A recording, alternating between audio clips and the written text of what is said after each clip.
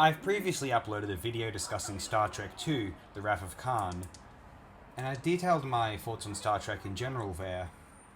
Initially, I'll only be discussing my thoughts on The Search for Spock as an individual film, although afterward I'll read out some words which will be the apotheosis of my opinions regarding Star Trek as a whole entity. I'd personally recommend viewing the Wrath of Khan video to know the full context of where I'm at with this bastion of genre fiction and geek fandom and all culture as we know it, really, I think. But anyway, The Search for Spock is the only other Star Trek film which I really am fond of at all, frankly. I obviously love Wrath of Khan, a notable favourite of mine in general, and I also hold a love towards Search for Spock. In some ways, I used to actually disdain Search for Spock due to its betraying or invalidating what I saw as the message at the end of The Wrath of Khan. However, I feel fairly differently now. I think when we put Spock's iconic sacrifice in perspective, it was a thoroughly emotional decision. The cold Vulcan thing to do would have been to have ordered that a qualified engineer go in and risk their life to save everyone else. It absolutely would have been someone's job on the engineering deck to go and commit to that task, and Spock was essentially disobeying implied orders by doing what he did there. Obviously, the added bonus is that Vulcans can resurrect themselves if they die at least once, if a certain ritual is correctly performed on their home planet. It's very convenient, especially for Hollywood. So in this film, we witness Kirk risk his career, break Starfleet orders, go fugitive with his former crew in order to fulfill a higher duty than to his uniform. A duty to his friend. The needs of the one outweigh the needs of the many. The opposite of that was Spock's justification for sacrifice, although if Spock was being completely honest during that instance, he might realize that he wasn't being quite as logical as he so claimed. Vulcans may not have human egos, as it were, although even still, Spock would be aware of his usefulness as a crew member. The needs of the many outweigh the needs of the few would have been a more apt justification for Spock refusing to sacrifice his life. I mean, if we're being extremely logical about who was the most invaluable crew member of the Enterprise there and then. Both Spock and Kirk's decisions were emotional from my perspective. Both considered their own feelings over an assurance of the safety of quantifiable life in the universe. Yes, even Spock. Wrath of Khan is also hailed for its thematic subtext regarding Kirk attempting to deal with loss. Could Search for Spock be seen as invalidating this facet also? It isn't that Kirk cannot accept loss here, it is that he will not give up while there is still hope. As slim and strange as that hope seemed, as bizarrely and impractically as it manifested, he was willing to do whatever it took to achieve his search, in this case, as we know, Spock. But none of that would truly matter to me if this wasn't one of the most legitimately impressive and admirable debut feature films of all time, from a technical and production standpoint especially. Leonard Nimoy did an absolutely superb job with directing this film. It is one of the best looking post-Star Wars space operas of the 1980s. It can even somewhat rival Return of the Jedi in terms of its vivid production values. The interior lighting of the Enterprise and the Klingon Bird of Prey's bridges are exemplary, already a fantastic application of Wrath of Khan's prophets, an evident attempt to improve that picture's established standards, and I think an incredibly successful effort. The Vulcan set where this film ends is one of my favourites in all of film history. An extraordinarily powerful evocation of ancient Israel, this phenomenal conclusion inspires some of the most speechless awe available in the medium. Grand sets, luscious paintings contribute here to compose a truly otherworldly landscape. Now, we do know how it will end, so we just sit there. We witness silently as our dear friends carry Spock's inanimate body over to the designated altar.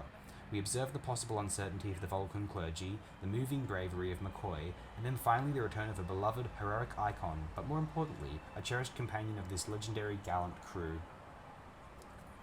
Now, the Genesis planet itself is one of the most, well, almost one of the most, overt and obvious sets in blockbuster film history, but is still quite cool, very much fun to look at. I think it is more that it moves around too much. It becomes so clear that what we're witnessing is a moving platform rather than a dangerous earthquake.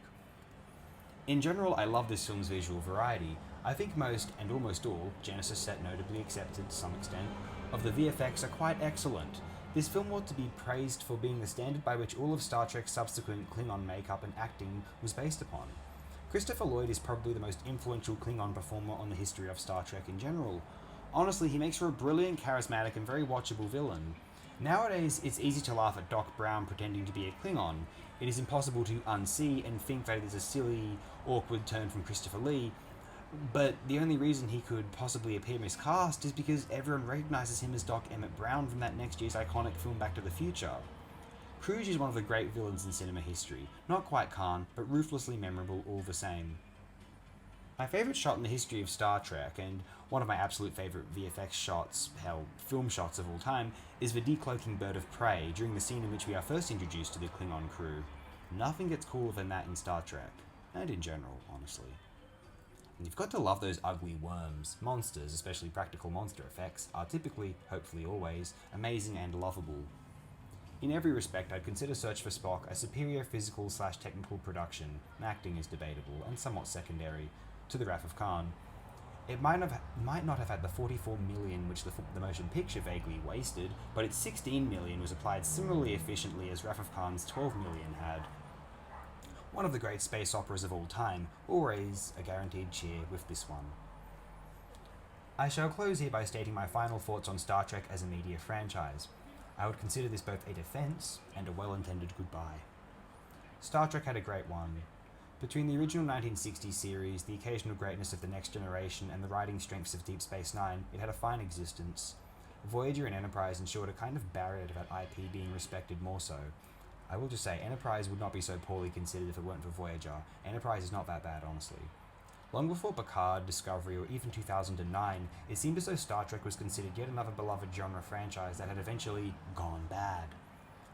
Star Trek may have been overemphasized in the grand scheme of things, which is to say, why were there so many Star Trek fans and most of it is so seemingly subpar, even before 2009? The answer is twofold. One, people loved that a fictional future existed with which to speculate and to experience escapist yet creatively serious fiction set in that imagined universe. Star Trek was a relative pioneer of this, the kind of franchise one could trace the history of across centuries, galaxies, and alien civilizations, and one which was detailed, the lore distributed to its fans primarily via television programs. And now that goes into the second fold. It was easily accessible, delivered via basic broadcasting. Everyone knew about Star Trek, and so therefore so many were able to realize how much they enjoyed it.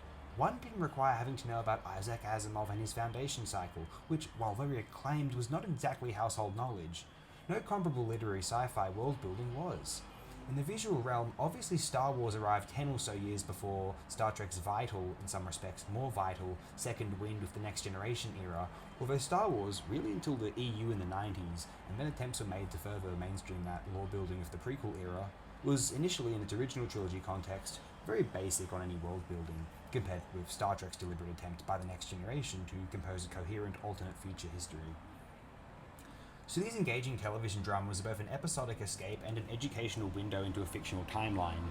One grows fascinated with the history and the dynamics of the Federation and Starfleet, and their intriguing relationships with other species, such as the Klingons, Romulans, Cardassians, Dominion, whomever.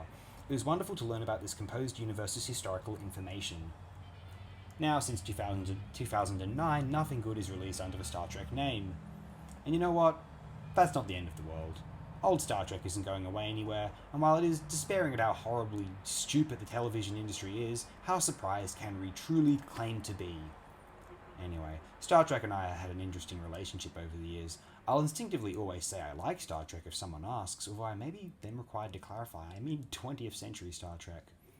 Nothing will ever take away from the brilliance of the original series, the quality of a couple of films, and some episodes of the 1990s era shows, including most if not all of Deep Space Nine, of course.